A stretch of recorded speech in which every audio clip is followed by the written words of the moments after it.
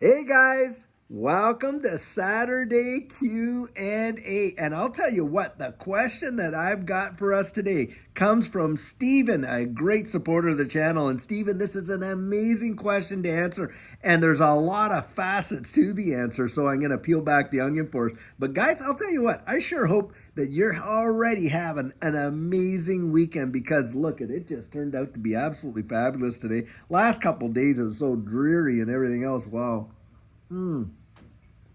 Well, guys, I'll tell you what. This past week, had we ever seen some major, big time action in this space? And I know a lot of people think it's just sheer hopium to say, hey, look, we're in line for some parabolic moves in this space in XRP. And it doesn't mean it's going to happen in the next 24 hours, and maybe in the next week. But guys, within the next 30 days, I think we are going to see some big time moves.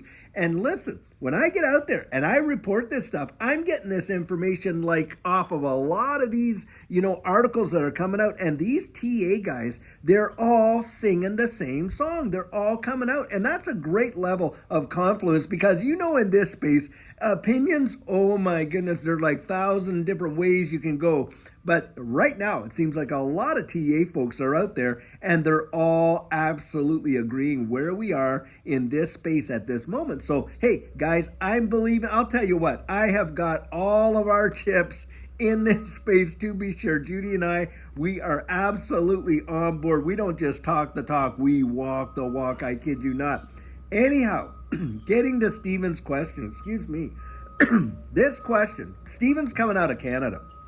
And being a Canadian, it really sparked my interest. But it's a great question. He says, listen, if I get a big time windfall, let's say I win the lottery, or a relative passes and leaves me a good size or a bit of an inheritance, and I want to go out there and I want to utilize my broker. Now let's say my broker's Caleb and Brown, and I want to take 90% of those, that windfall, and I want to buy crypto, but the government is absolutely preventing me from doing it. What other options would I have? And what he's saying, if the banking system won't allow me to send that kind of cash, then hey, how can I get around that? What would I be able to do? Now, guys, this is a big deal. Why? Because up there in Canada, the deal is this. They have literally legislatively limited the amount of money that you can invest into this space in a 12-month calendar year to $30,000. That is truly obscene. Now, I remember when I did a video on this a way back when this was just proposed legislation. I was literally calling it practical tyranny, because, hey, it's our money. We've earned it, or even in the case where excuse me, you get a windfall or you inherit it, it's really yours. But they're out there saying, hey, look, you're not going to be able to go out there and buy various crypto assets. Now, what's interesting about that legislation, up to the tune, by the way, of $30,000, which I think is ridiculous that a government would really be able to tell you that. It's not like we're out there buying illicit drugs and stuff like that, or underground economy and things like that. No, we're out there buying what's a real digital asset that's being traded globally around the real world. So why should any government have the ability to limit that? Now, I know in the UK, in Australia, and different places, there's a lot of stricter regulations coming down the pike over there as well. But Canada, they limited it to $30,000. Now, the thing is this. There are some assets that are exempt from that, and it's Bitcoin and Ethereum. Surprise, surprise, right? Well, guys, this would be the solution that I would choose. Steven, the deal is this.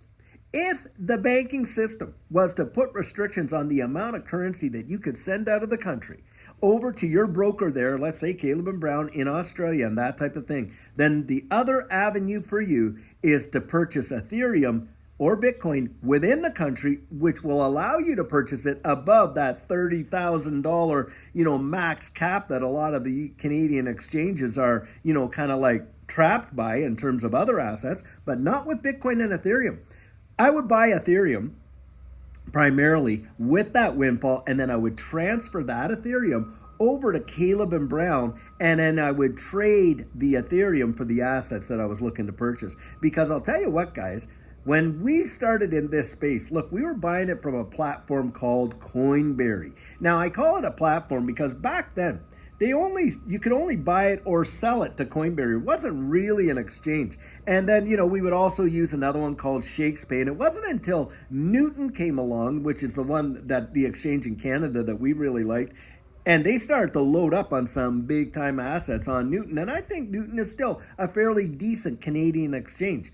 But what we would do is we would literally, because I had an account with Binance, and of course Canadians at the time were able to have accounts with Binance, I would be picking up Ethereum, mostly Ethereum at the time. And then, of course, when other assets became more available, and I would be transferring that over to Binance and using the Ethereum because the trading pairs on Binance, well, a lot of these other digital assets have trading pairs with Ethereum. I wouldn't have to trade it into USDT or USDC and then go and then make another trade and all that because of all the fees involved. And yes, I was accepting the fact that as a Canadian in this digital asset space, I was having to pay greater fees to do this, but I buy the Ethereum, and hey, when we were getting Ethereum, get this, wow.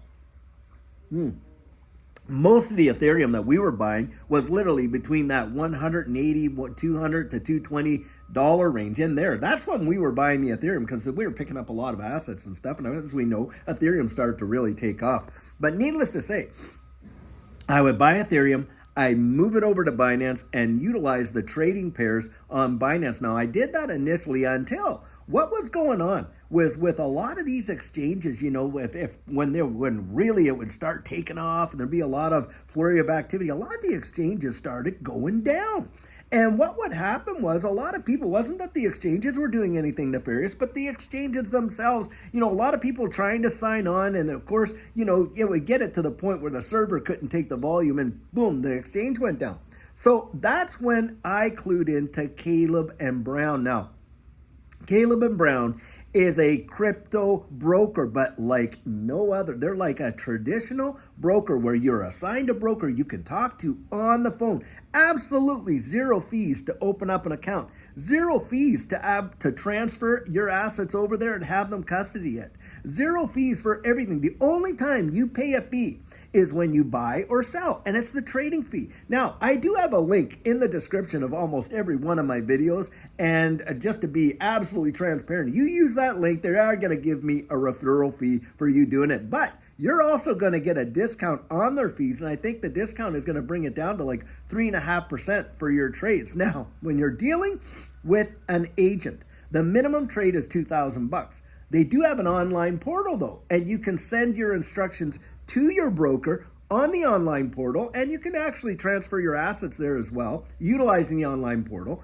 And having said that, the minimum trade there is $500. But you can send any amount at any time over there, and they have institutional grade custody. Now, guys, something to consider. When you're dealing with these exchanges and you see like that amount there on the exchange, that's like an IOU, because I'll tell you what, with a lot of these exchanges, it's everybody went in at one time to withdraw all their crypto or all their XRP. They wouldn't have enough of it to supply to the whole thing all at once. And I never use an exchange to bank my crypto. A broker, different. With a broker, when you see it on there, it's absolutely there. Why is that, guys? Well, because with a broker, they're using institutional grade custody, and Caleb and Brown, they utilize Fireblocks, which is institutional grade cold storage. That's where your crypto goes. It's not just sitting there in a warm wallet on the exchange where, all these news articles of exchanges being hacked and hundreds of millions of dollars worth of crypto being stolen. Not going to happen to that capacity when you're dealing with your broker at Caleb and Brown. But Stephen, that's how I would do it. I would literally utilize a mechanism like Ethereum with that windfall. If the government was holding me back and the banking system was holding me back from transferring it in cash and things like that, and then I would move the assets, I would send them all over to Caleb and Brown and then utilize that Ethereum to purchase the assets I was looking for. That is the answer to that question. I know that is exactly how we had to do it. Now, after we got into using Caleb and Brown, wow, I have put in a lot of dough and a lot of assets through Caleb and Brown, and they have been absolutely fantastic. So guys, I do support them because, hey, they've been great. I've utilized them, and a lot of other big time players in this space utilize the services of Caleb and Brown. They are truly an amazing service. But Guys, what we're seeing here, and the importance of this question that Stephen's given us here, is the fact that you're watching legislation around the wide world limit our ability to absolutely onboard and off-ramp in this space. And it's totally controlled and manipulated. Look at what's happened over there in the UK with the current regulations. And a lot of times if a bank finds out that you are dealing in digital assets, they want to literally cut you out of the services and take away your ability to have service. That is truly obscene. And when you're dealing with these free markets that are supposed to be free markets, how in the world do they come back and justify limiting our financial exposure if we're willing to take that risk on our own accord? And guys, it all comes back to this whole accredited investor deal. Now, having said that,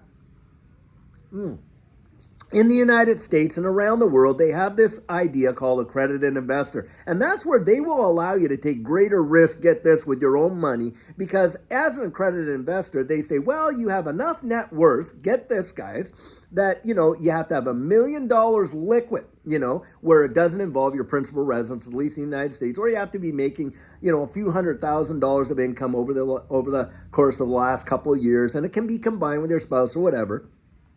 But what they're really saying there is, because you have a higher net worth, well, you can be trusted to make bigger decisions with your own money, and you can invest in private equity, and you can do all these various things and all this kind of stuff. Well, you got the SEC out there advocating to raise the bar from $1 million to $10 million, excluding a lot of people from these markets and the ability to really get into some of these pre-IPO type of situations and see some big time gains. Now, to me, it's absolutely ridiculous because, of course, they're out there literally patronizing us, saying, well, because you don't have that kind of cash, you really can't be trusted to manage your own money and know what risk is worth taking and what isn't. And we just want to make sure you're okay and protect you. I mean, come on. That's like a parent saying, okay, here's your weekly allowance, sonny boy. And, but of course, we're going to make you put it in the piggy. Well, I don't want to put it in the piggy. Well, we're going to, and I understand teaching kids how to save and on and on and on. But the thing is, you grow up out of that, don't you? You get to be an adult, don't you? You get to actually get stung a few times with, and you get a little bit more wisdom of how to steward your money in a better way. And you go out there and you get financially educated. And at that point, hey, you're willing to take risk, you should be able to do it. But guys, this kind of legislation wherein the government of Canada has limited folks from exposing, $30,000 a year to any other digital assets outside of Bitcoin and Ethereum. Come on, is that not, that is not a level playing field, at least for the digital assets. But at the same time, it's really showing disdain for you and I as investors in this space. At least that's how I think about it. Well, guys, I sure hope that you enjoyed that question. Stephen, it was a great one. Thank you for bringing it up. And I tried to give you the best answer that's how I would do it if I had to do it that way. And I'll tell you what, guys, put your comments down there. Really would like to find out how much the limitations are in other countries around the world and how they are trying to limit you getting into this space, especially in, most of the Commonwealth countries like Australia, New Zealand, UK, of course, Canada and Ireland and all that type of stuff, all these different Commonwealth nations. Put it down there because I'd really like to hear that. Anyway, well, guys, I sure hope you have an amazing rest of your Saturday. And until tomorrow, when we have sugar on Sunday and some great nuggets of encouragement, I sure hope you have a great one and take care.